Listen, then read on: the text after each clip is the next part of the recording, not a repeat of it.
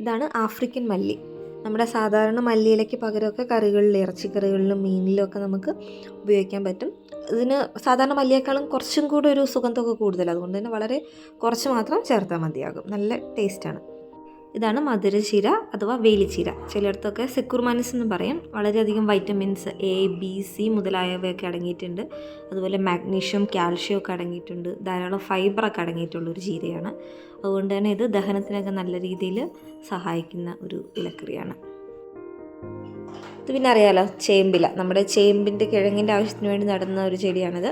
ഇതിൻ്റെ തണ്ടും ഇലയൊക്കെ നമുക്ക് കറിക്കായിട്ടൊക്കെ ഉപയോഗിക്കാം. അതുപോലെ പത്രോള എന്ന് പറഞ്ഞിട്ടുള്ള ഭയങ്കര ഫേമസ് ആയിട്ടുള്ളൊരു വിഭവം ഉണ്ടാക്കുന്ന ഈ ചേമ്പിൻ്റെ ഇല കൊണ്ടാണ്. വളരെയധികം ആൻറ്റി ഓക്സിഡൻസ്, അതുപോലെ ഫൈബർ, വൈറ്റമിൻസ് ഒക്കെ ധാരാളം അടങ്ങിയിട്ടുള്ള നമ്മുടെ നാട്ടിൻപുറത്തൊക്കെ സാധാരണ രീതിയിൽ കാണുന്ന ഒരു ഇലയാണിത്.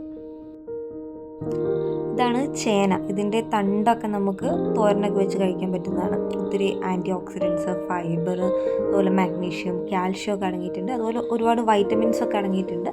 നമ്മുടെ കേരളത്തിലെ കാലാവസ്ഥയിലൊക്കെ പെട്ടെന്ന് തന്നെ പിടിക്കുന്ന ഒരു ചെടിയാണിത്. ഇതാണ് ചായ്മാൻസ്. ഇതിനെ ട്രീ സ്പിനാഷ് എന്നൊക്കെ പറയും. കണ്ടോ, നല്ല വലിയ മരമായിട്ട് വളരുന്നതാണ്. നല്ല ഭംഗിയാണ് ഇതിൻ്റെ ചെടി കാണാൻ തന്നെ.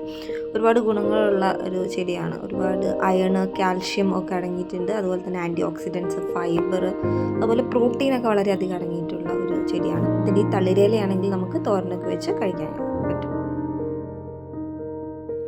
ഇതാണ് കൊടങ്ങൽ. ചിലയിടങ്ങളിലൊക്കെ ഇതിന് മുത്തിൽ എന്നൊക്കെ പറയും. ഓർമ്മശക്തിയൊക്കെ വർദ്ധിപ്പിക്കാൻ വളരെ ഉത്തമമായിട്ടുള്ള ഒരു ഇലയാണ്. അതുപോലെ തന്നെ നമ്മുടെ കോൺസെൻട്രേഷനൊക്കെ കൂട്ടുന്നൊക്കെ ആയുർവേദത്തിൽ പറയുന്നുണ്ട്. ഇതൊരു ഔഷധ ചെടി കൂടെയാണ്. ചമ്മന്തിയിലൊക്കെ ഇട്ടിട്ട് കഴിക്കാൻ പറ്റുന്നതാണ് നമുക്ക്.